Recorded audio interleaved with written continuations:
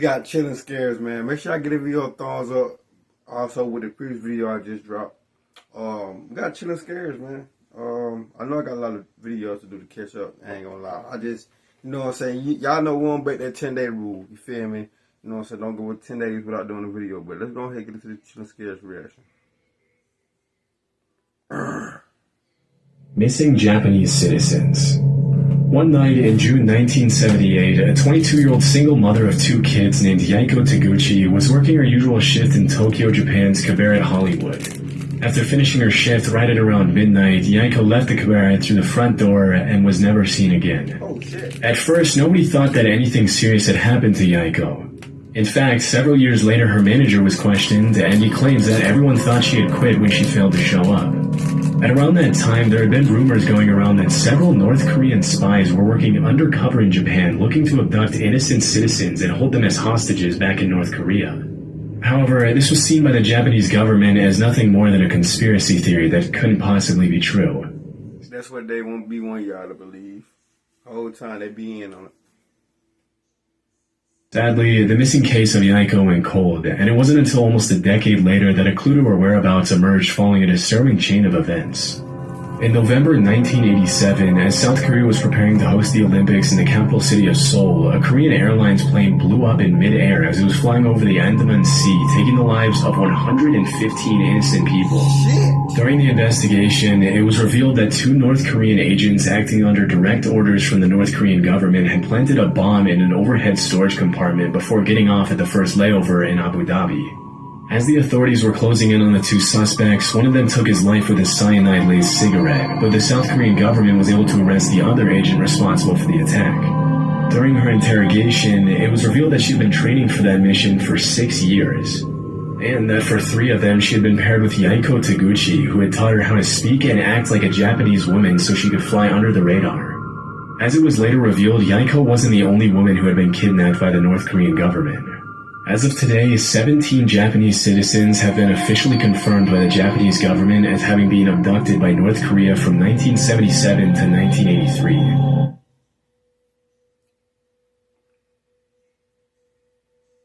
I said it. Disturbingly, a lot of them And I don't watch none of my reactions before I do them, like y'all favorite YouTubers be doing. And nobody else can do chilling scares, Mr. Nightmare, Mr. Ball, and all these reactors. They can't do them like me. They can't react to them. They can't. Man, I'm just playing. But nah, for real though. But nah, dead ass though. And y'all don't expect me to react to Mr. Nightmare Fall Horror Stories, because I did it and I fucked up on it. So y'all won't be getting that video. Shamelessly kidnapped in the middle of the day and thrown on a boat to North Korea. You might think that the victims were involved in something shady that put them on the North Korean government's radar, but the investigations actually suggest that most of them were average citizens who just happened to be at the wrong place at the wrong time.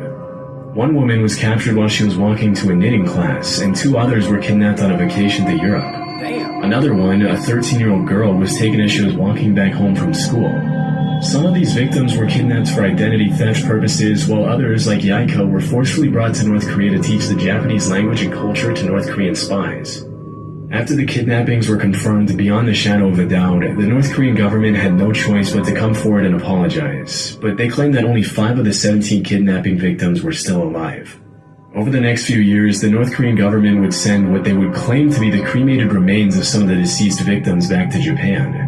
However, as DNA testing would quickly reveal, pretty much all of the remains were fake, leading the Japanese government to believe that many more of the kidnapping victims were still alive. To this day, the North Korean government has stuck to its story, claiming that there were only 13 kidnapping victims and that the ones who were still alive were sent back safely to Japan.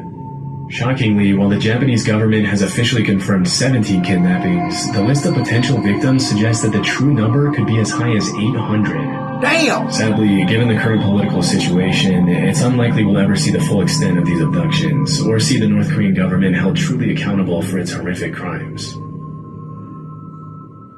Just the other day, I found myself wasting hours of time I could have spent working on videos trying to take control of your reports on major abuses committed by the CIA, FBI, and NSA. The majority of the reports included accusations of crimes such as opening and resealing U.S. citizens' private mail for several years and illegally surveilling Black Power activists. Although these claims are obviously pretty serious, they paled in comparison to one particular accusation, or conspiracy theory, which alleged that the CIA had developed a pistol that could fire a poison dart over 300 feet, take a person's life, and leave absolutely no trace as to the which alleged that the CIA had developed a pistol that could fire a poison dart over 300 feet, take a person's life, and leave absolutely no trace as to the cause of death. As it was later revealed, this theory turned out to be true, and the development of the poison dart gun was just one part of the program called MK Naomi, through which the CIA had sought to develop weapons for biological warfare. In 1975, William Colby, the CIA director at the time, had to test... Bro, that's what we did, that something like that, the Mr. Ballin story, like when somebody shot something in somebody's leg or something, and they poisoned them as the days went by. Like, it was killing them as the days went by. In front of the committee that was investigating the agency.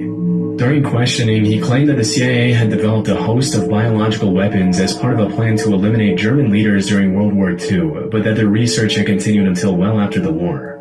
He also mentioned that the poison dart gun was almost completely silent on account of the battery that was housed inside the handle, and that it had been specifically designed for the target to feel nothing more than a mosquito bite when the dart struck.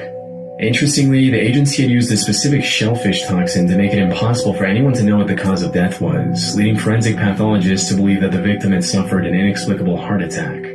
It wouldn't help pathologists that the dart was designed to melt inside the body so that it only left a small red mark where it entered the victim. When asked if the heart attack gun, as it was nicknamed, was ever used on anyone, the director alleged that it had only been used for experiments and that there were no records of actual use. As part of the investigation, the CIA had to hand over the gun to the committee, and there are some pretty wild pictures of the committee members analyzing the gun as William Colby answers their questions about it. Normally you'd expect to see something like the heart attack gun in a spy movie, and it's pretty wild to think that if they hadn't put it under investigation, they would have probably gotten away with using it for who knows what purposes. It's also pretty crazy to think that if that's the kind of stuff they were developing back in the 70s, imagine the kind of technology they have their hands on now. Disturbingly, the hearing was the only time the heart attack gun was ever shown publicly, and to this day it remains unclear what happened to it after the investigation. Here is how to be a video gamer forever in less than 60 seconds. Now hear me out. If you're anything like me, then you love gaming. It'd be a lot of crazy ways. Waves. There'd be a lot of crazy ways people be going out though. Like for real. Yeah, it like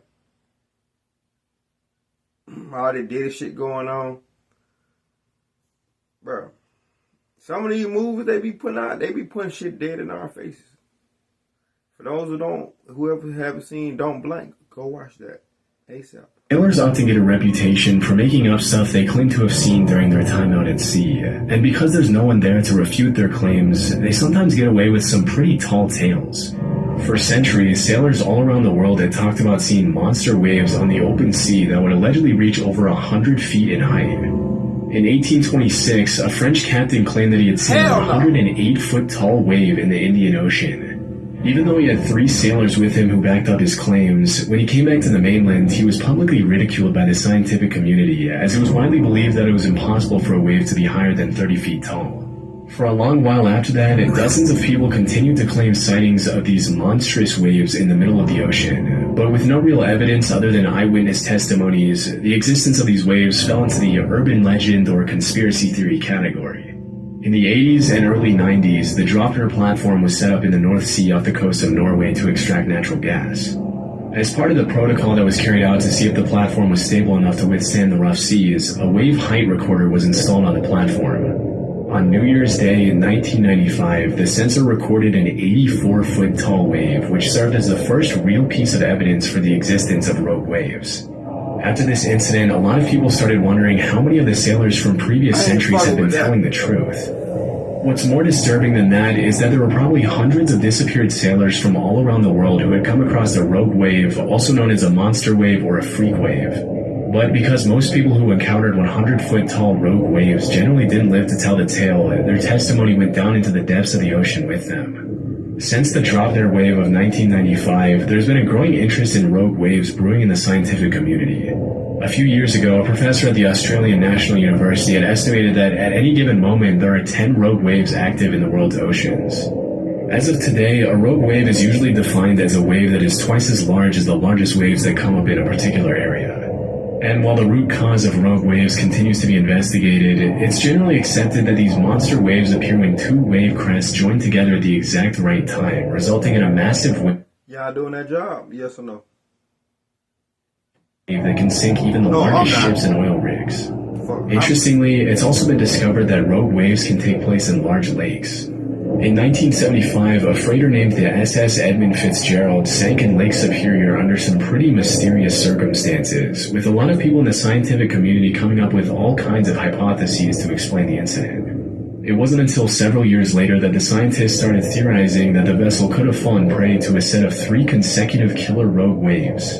A phenomenon referred to as the Three Sisters, in which the first wave destabilizes the ship, the second wave hits the ship's deck before it can stabilize again, and the third wave overloads the ship with more water than it can take on. Oh, fuck. If this were true, it could also provide an explanation for the mysterious sinking of other large ships in oceans around the world over the past few centuries, but this might be a bit more difficult to prove. Poisonous alcohol. In January 1920, the 18th Amendment to the U.S. Constitution was successfully ratified, triggering a 13-year period known as Prohibition, during I'm not reckoning no with water, cuz. Which the production, sale, and transportation of alcohol was made illegal. During this period, the government enforced some pretty strict measures to prevent bootlegging of alcohol, which made the alcohol black market flourish like crazy. It was pretty much a playground for the mafia, in which the government would raid one bar and another one would crop up in just a few days' time. Damn. While all this was happening, there were some pretty messed up rumors floating around that the US government was taking extreme measures to make sure people weren't consuming alcohol. These included allegations that the government was intentionally poisoning alcohol to make people who consumed it sick. For a while, this remained something of a conspiracy theory, but things took a turn pretty quickly on New Year's Day 1927 when 41 people died from alcohol poisoning at New York's Bellevue Hospital. Disturbingly, the autopsies revealed that a lot of the victims had been drinking industrial methanol, otherwise known as wood alcohol, which can be fatal even at low doses. It turns out that the government had forced companies to denature industrial alcohol to make it undrinkable since 1906, which was far before Prohibition. But when the crackdown on alcohol started, the government ordered these companies to add quinine, methyl alcohol, and other toxic chemicals to discourage people from drinking it. Their reasoning was that if black market dealers knew their alcohol had been poisoned, they wouldn't dare distribute it knowing how dangerous it would be for their customers to consume. I guess they forgot to factor in that the demand for alcohol at the time was absolutely insane, and that black market dealers didn't care who lived or died from consuming their product. It wasn't until December 1933, 6 years after the Bellevue incident, that the federal government finally toned down their abstinence from alcohol policies. But by then, thousands of Americans had already been poisoned with contaminated alcohol. Which is crazy because if I'm selling something, bro, I won't want nobody else to drink it, bro. If I ever, I ain't gonna incriminate myself, but if I'm selling something and I can't take what I'm selling, I can't take it myself, I'm not selling it, bro. That's just me. Money is the root of all evil. No cap. Nowadays, there's really nothing too shocking about seeing a gorilla in a zoo or on TV, but there was once a time when gorillas were considered to be in the same category as the chupacabra, the Jersey Devil, Bigfoot, and the Loch Ness Monster. I was able to find that up until a couple of centuries ago, gorillas were considered cryptids, which are animals that are believed by some to exist somewhere in the wild, but whose existence has never been proven. With most of these creatures, alleged sightings often turn out to be hoaxes, but obviously in the case of gorillas, what were once just rumors turned out to be true. Western explorers wouldn't come across a gorilla until around the 1500s, when an English explorer named Andrew Battelle was captured by the Portuguese off the coast of West Africa. While he was held captive on the mainland, Battelle described these disturbing, giant, ape-like creatures that would occasionally prowl around his campfire, but because he had never seen a similar creature before, he described them more as monsters than as animals. Damn. Battelle's description sent the rest of the world into what we can only call a gorilla frenzy, with all kinds of rumors being spread about these allegedly bloodthirsty, dangerous creatures living in exotic parts of the world. Over the next couple hundred years, the buzz around gorillas grew as explorers in Africa sent back illustrations of gorillas to Europe, which were often given to royalty and emperors as rare gifts. If you were to ask any European back then what a gorilla was, they would have described it in a similar way to how we describe Bigfoot or the chupacabra nowadays. They were thought of more as mythical monsters than regular animals. It wasn't until over 200 years or so later that an American naturalist named Thomas S. Savage found a gorilla skull in 1847 during an expedition to Africa, which was the first piece of real proof for the existence of these animals. Naturally, this triggered a bunch of new expeditions to the area, and between 1855 and 1859, French explorer Paul Duchaillu confirmed the existence of gorillas and even brought some back dead. Just as Andrew Battelle before him, Paul Duchaillu also described gorillas as these savage, bloodthirsty creatures which stuck in the public mind for a long time. Around 15 years later, some German explorers brought back a baby gorilla from Africa to Liverpool, even putting up some towels on the ship so he could swing around and entertain himself on the long journey back. As you can probably imagine, as soon as the ship arrived back in Liverpool, people started flocking around the hotel where the gorilla was allegedly being kept to catch a glimpse of the once mythical creature. To the public's dismay, Pongo the gorilla wasn't the massive, violent monster they had thought, but rather a cute little 2-year-old gorilla who loved to play with dogs. A few years later, in 1902, a German explorer named Robert von Beringe killed 2 mountain gorillas, which were huge in comparison to the baby gorilla that the previous German explorers had brought back. And that was really the first time the public was able to understand what a full-sized adult gorilla looked like. It's pretty crazy to think that at some point these animals that we now see as normal were once seen as legendary monsters. Interestingly, if you really look at the research, there are a ton of other animals that we now take for granted that were once brushed off as hoaxes, including kangaroos we have no idea even exist. Yeah, I ain't gonna lie. It's all type of goddamn animals that we don't even know about. It used to be big and then a motherfucker and deadly. Which is little now, you know what I'm saying? We probably won't look at it as a threat now, but back then it was definitely a threat. That being said, see you when I see y'all. Make sure y'all give your thumbs up, man. I love y'all. This is gonna be a midnight reaction, so you feel me? I'm finna again go ahead and get it edited and get it posted. See you when I see y'all. That's right, nigga.